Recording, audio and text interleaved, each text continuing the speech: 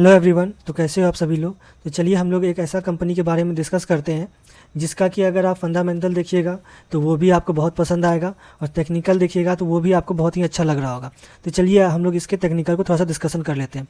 तो अगर हम लोग यहाँ पे चार्ट देखेंगे, ये एक 1 डे टाइम फ्रेम का चार्ट है।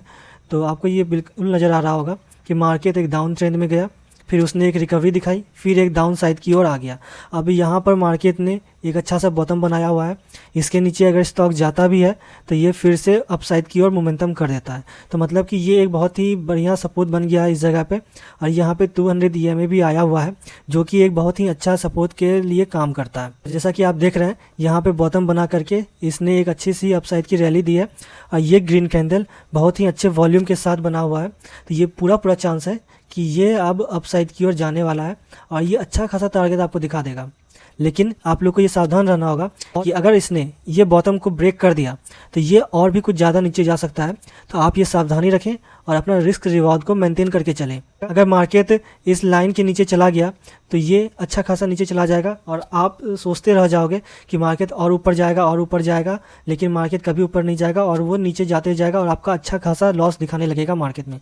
तो ये सावधानी बरतें कि आप जितना लॉस बियर कर सकते हैं वहाँ तक का एसएल लगाएं। उसके बाद अगर वो एसएल पे पहुंच जाए बस वहाँ पे आप अपना लॉस बुक करें और उस पोजीशन से निकल जाए। अपने लॉस को बढ़ने या कम होने का वेट ना करें। अगर हम लोग यहाँ पे वीकली टाइम फ्रेम में डिस्कस कर लेते हैं तो आप ये क्लियरली देख पा रहे हैं कि ये स्टॉक एक अपसाइड का मोमेंटम दे रहा था और यहाँ पर इसने एक कंसोलिडेशन बनाया हुआ है जिसको कि ये अब ब्रेक करने वाला है। तो ये अभी फ्यूचर में आप लोगों को बहुत ही अच्छे ग्रोथ दिखा सकता है, लेकिन अपने रिस्क रिवॉर्ड को मेंटेन करके रखें। तो ये कंपनी का नाम है जेके टायर्स एंड इंडस्ट्री लिमिटेड। ये कंपनी मेनली टायर बनाने का काम करती है, जो कि आपको इसका नाम से ही समझ में आ रहा होगा।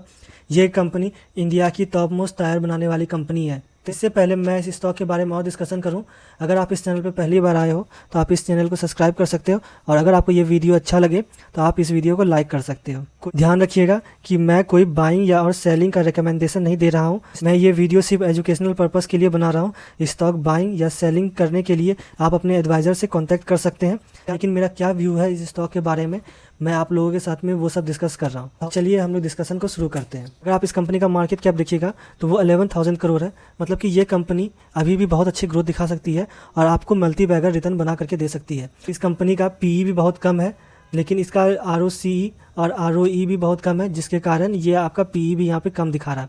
लेकिन अगर आप इसका प्रॉफिट ग्रोथ देखिएगा तो वो बहुत ही अच्छा है। 122% ईयरली ग्रोथ दिखा रही है ये कंपनी। इसका मतलब हमें ये समझ में आ रहा है कि ये कंपनी अभी भी अंडर वैल्यू कंपनी है। इस स्टॉक में अभी भी बहुत ज़्यादा ग्रोथ पोटेंशियल बाकी है, क्योंकि अगर कोई कंपनी 122% का ग्रोथ दिखा रही है मतलब कि ये बहुत ही अच्छा कर रही है। और आप देख सकते हैं ये कंपनी आप लोगों को डिविडेंड भी दे रही है, मतलब कि ये आप लोग को एक्स्ट्रा पैसा भी जो इसके प्रॉफिट में आ रहा है वो आप लोगों को दिया जा रहा है। डेट टू इक्विटी रेशियो भी अगर आप देखिएगा तो 0.03 का है, जो कि बहुत ही कम है इसके प्रॉफिट के सामने में। इसका प्रॉफिट ही इतना ज़्यादा है कि इसका डेट टू इक्विटी रेशियो यहाँ पे बहुत ही कम नज़र आ रहा है। और इस कंपनी ने कोई भी प्लेज नहीं लिया हुआ है, तो ये भी बहुत ही अच्छी बात है, क्योंकि जिस कंपनी में प्लेज लिया जाता है मतलब कि उस कंपनी पे ज़्यादा ही लोन आ गया है और वो लोन रीपे करने के लिए हो सकता है कि कंपनी को अपने प्रॉफिट में से कुछ हिस्सा देना पड़े उसके इंटरेस्ट के तौर पे। तो ये कंपनी के लिए एक बहुत ही ख़राब न्यूज़ होती है और कंपनी में हम लोगों को अपना इन्वेस्टमेंट करने से बचना चाहिए। तो ये अब हम लोग इसका क्वार्टरली रिजल्ट के ऊपर में डिस्कशन कर लेते हैं। तो हम लोग यहाँ पे जून 2023 और जून 2024 के बीच में कंपैरिजन करेंगे। ऐसा इसलिए मैं करूँगा क्योंकि अगर आप लोग यहाँ पे देखिएगा तो किसी मंथ में कम प्रॉफिट होता है, किसी मंथ में ज़्यादा प्रॉफिट हो जाता है। तो हम लोग साल में कोई एक ही महीना चुनेंगे और उसी पे डिस्कशन करेंगे। या तो वो जून 2023 और जून 2024 को कंपेयर करें, या फिर मार्च 2024 और मार्च 2023 को कंपेयर करें। लेकिन क्योंकि हम लोग लेटेस्ट डेटा को कंपेयर करते हैं तो इसलिए हम लोग जून 2023 और 24 को कंपेयर करेंगे। तो आप लोग देखिएगा तो यहाँ पे ऑपरेटिंग प्रॉफिट में अच्छा खासा बढ़ोतरी हुआ है। इसके कारण इसका मार्जिन भी अच्छा खासा बढ़ा है। इस मार्जिन बढ़ने का ये मतलब हो गया कि कंपनी अच्छा खासा ग्रोथ कर रही है और वो और ज़्यादा ग्रोथ दिखा सकती है। इसका अर्निंग पर शेयर भी 6.25 से लेकर के 8.11 हो गया। मतलब कि इस कंपनी ने इन्वेस्टर को भी अच्छा खासा पैसा बना करके दिया है। अगर आप इसके एक्सपेंसेस की बात करेंगे तो इस कंपनी के एक्सपेंसेस भी कम हुए हैं, जिसके कारण इस कंपनी को टैक्स भी फ़िलहाल कम ही देना पड़ रहा होगा। जैसा कि आप देख रहे हैं यहाँ 34% का टैक्स है और यहाँ 27% का टैक्स है, जो कि इसके प्रॉफिट में और ज़्यादा इंक्रीमेंट ले आता है। यह अब हम लोग इस कंपनी के P&L के ऊपर में डिस्कशन कर लेते हैं। तो हम लोग अगर मार्च 2023 और मार्च 2024 का कंपैरिजन करें तो यहाँ सेल्स में तो ग्रोथ अच्छी खासी आई हुई है और एक्सपेंसेस में कमी अच्छी खासी आई हुई है, जिसके कारण इसका ऑपरेटिंग प्रॉफिट भी अच्छा खासा बढ़ा हुआ है। अब आप लोग पूछ रहे होंगे कि ये ऑपरेटिंग प्रॉफिट क्या होता है।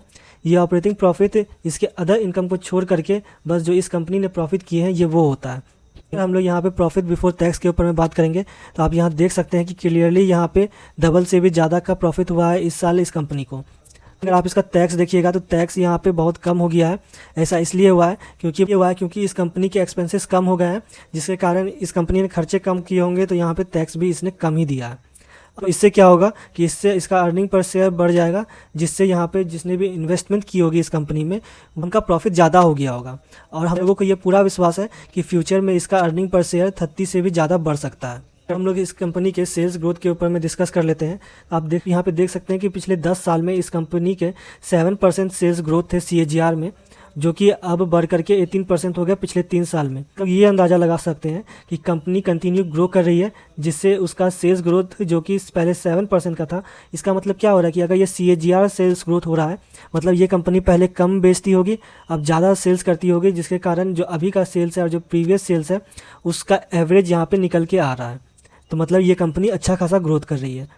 तो अगर हम लोग इसके प्रॉफिट ग्रोथ के ऊपर में बात करेंगे तो इस कंपनी का प्रॉफिट ग्रोथ भी बहुत ही ज़्यादा बढ़िया हुआ है इस साल में। इस सब से हमें ये समझ में आ रहा है कि यहाँ पे इन्वेस्टर को भी कुछ अच्छा खासा ही पैसा मिला होगा। तो आप यहाँ पे ये देख सकते हैं कि यहाँ 3 साल में 42% का CAGR का रिटर्न है, मतलब कि यहाँ हर साल आपका पैसा 50% से बढ़ जा रहा है। तो अगर हम लोग यहाँ पे शेयर होल्डिंग पैटर्न के ऊपर में बात करें तो आप यहाँ देख सकते हैं कि यहाँ पे प्रमोटर्स की होल्डिंग लगातार कांस्टेंट चल रही थी, लेकिन यहाँ पे दिसंबर 2023 में प्रमोटर्स ने अपनी होल्डिंग कुछ कम की है। लेकिन ये कोई नेगेटिव न्यूज़ नहीं है, क्योंकि जो प्रमोटर्स की होल्डिंग थी वो पब्लिक के पास नहीं गई है, वो आई है FIIs और DIIs के पास में। तो इससे हमें ये समझ में आ रहा है कि ये जो बड़े प्लेयर हैं ये कभी भी अपना पैसा ऐसा जगह पे नहीं लगाएंगे जो कंपनी ख़राब हो। जो कंपनी अच्छी हो ये लोग उसी कंपनी में अपना स्टेक लेंगे, जो कि आप यहाँ क्लियरली देख सकते हैं कि FIIs ने फिर से मार्च 2024 में अपना होल्डिंग कुछ बढ़ा दिया है। तो इससे हमें ये क्लियरली नज़र आ रहा है कि ये कोई अच्छी कंपनी ही है, इसीलिए यहाँ FIIs अपना पोजीशन बढ़ा रहे हैं और DIIs भी अपना पोजीशन बढ़ा रहे हैं। तो आप इस स्टॉक में इन्वेस्टमेंट कर सकते हैं, लेकिन ध्यान रखिएगा कि अगर इसमें अभी थोड़ी बहुत भी सेलिंग आएगी तो अगर ये स्टॉक इसके नीचे चला जाता है इस लाइन के नीचे तो आप यहाँ पे अपने पोजीशन से एग्जिट कर लीजिएगा, नहीं तो आपको बहुत ही अच्छा खासा लॉस दिखाई दे देगा और आपका पैसा यहाँ पे बर्बाद होने के चांसेस हो सकते हैं। हालांकि ये कंपनी का फंडामेंटल बहुत ही अच्छा है। और अगर आप इस कंपनी के रेवेन्यू मॉडल की बात कीजिएगा तो ट्रक एंड बसेस के टायर से इनका 54% तक का रेवेन्यू आता है और पैसेंजर व्हीकल से इसका 29% का रेवेन्यू आता है और 2 व्हीलर और 3 व्हीलर से इसका 4% का रेवेन्यू आता है। और अगर आप इसके जोग्राफिकल स्प्लिट की बात करें तो इंडिया से इस कंपनी को 84% तक का रेवेन्यू आ जाता है और बाकी ये कंपनी जो एक्सपोर्ट करती है बाकी रेवेन्यू उससे आता है। तो ये कंपनी एक बहुत ही अच्छी कंपनी है, इंटरनेशनल कंपनी है। तो ये आप लोगों को कभी भी इतना ज़्यादा लॉस नहीं दिखा देगी कि आप उसको बियर ही ना कर पाओ। और ये मैं दावे के साथ कह सकता हूँ अगर आप इस कंपनी को होल्ड करते हैं तो ये आप लोगों को फ्यूचर में बहुत ही अच्छे ग्रोथ ला करके दिखा सकती है। ऑलमोस्ट आप लोगों के पैसे को मल्टीबैगर बना सकती है। Thank you.